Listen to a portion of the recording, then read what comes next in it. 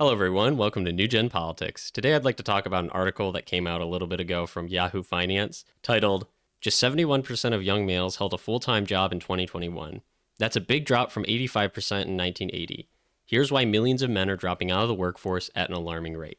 The article goes on to talk about the fact that there's 16% less 25-year-olds in the workforce than there was in 1980, 40 years ago, which really is a staggering amount.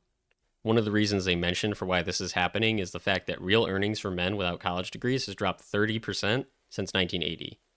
And a reason men are able to do this in the first place, not participate, is because they're getting so much money from government subsidies and stimulus programs. But that's not the whole story. And like many issues in politics in modern society, it's very rarely caused by one issue, and it very rarely results in one problem. Most things are incredibly interconnected in the policies we have and the things we do. This is simply not only a financial problem. It's not purely economic reasons that's causing men to drop out of society, though that is a big factor. When the government takes half your money, inflation is running rampant, the cost of goods is increasing, housing is becoming totally unaffordable. Why even bother working? Why work at all to get basically the same amount of money, maybe marginally more than you would if you were on welfare? If you can get $25,000 on welfare and you make $30,000 working 40 hours a week at a low earning manual labor job, why would you not just not work? But like I said, that's not the whole story. There's dozens of other reasons for why men don't want to participate in society at all. And one of the consequences of that is they don't participate in the labor force. This is not exclusive to the labor force. They just want to stop working. They don't want to leave their homes. They don't have any friends. They don't have any prospects for dating or marriage. They don't feel appreciated. They feel villainized. They have terrible mental health, terrible physical health, and a lot of them have become jaded and angry and spiteful of the government and the society that has allowed life to get this hard for them. And so half the time, it's not just a passive, I don't want to work. It's, I hate it here. I hate society. I don't want to participate. I don't want to help them. I don't want to go up on a telephone pole and risk my life in a storm just so some feminist can complain about me on the internet for being a horribly toxic male. I don't want to make sure the sewage runs or the water flows through the pipes so you can go to your sink, turn a valve, and have magic water that just comes out of nowhere that you don't have to work for. I don't want to help these people with that, because they're not appreciated for any of the work they do. Here's an old clip from Jordan Peterson talking about this exact thing. You give them this message that it's okay to be a man. It's not okay. It's necessary. What the hell are we going to do without men? You look around the city here, you see all these buildings go up. These men, they're doing impossible things. They're under the streets, working on the sewers. They're up on the power lines in the storms and the rain. They're keeping this impossible infrastructure functioning, this thing that works in a miraculous manner. They work themselves to death, and often literally, and the gratitude for that is sorely lacking. Men are not valued. Men do most of the hard labor jobs. They keep society functioning, and they don't get any respect for it. And even the men who are higher educated, they're finding it hard to find jobs. It's not only that they don't want to, they won't get hired. If you're a straight white male and your name on your resume is John Smith, you're not going to get hired. You're not diverse enough. Even if you do, you're on thin ice. They're always watching to make sure you don't do anything to offend anybody, because you'll be the first out the door.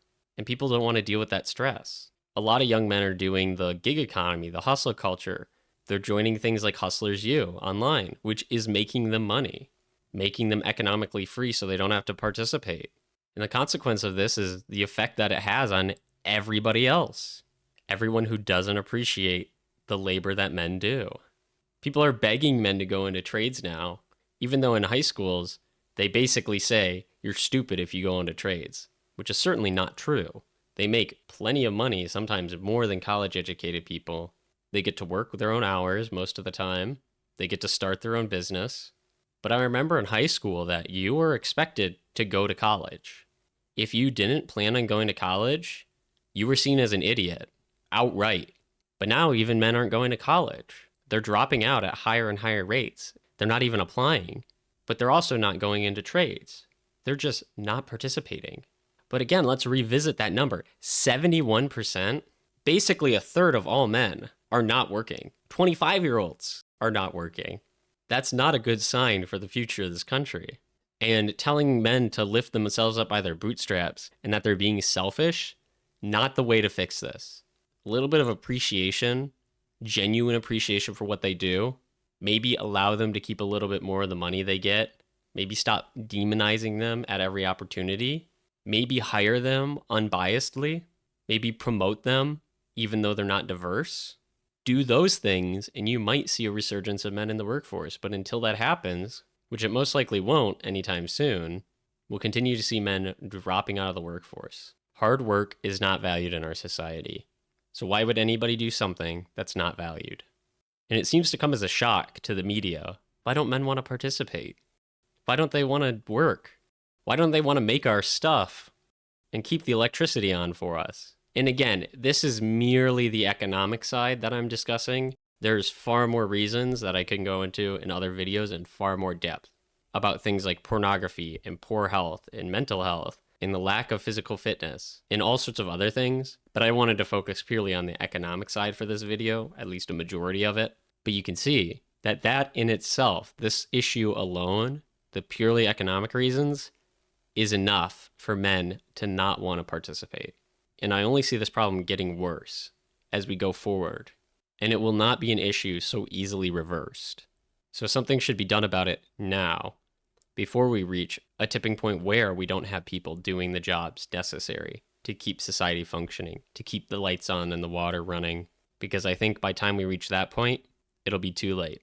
So maybe someday, ironically, people will learn to appreciate the hard work that young men do. And now that you've heard what I think, please let me know what you think down in the comments below. Don't forget to like, share, and subscribe.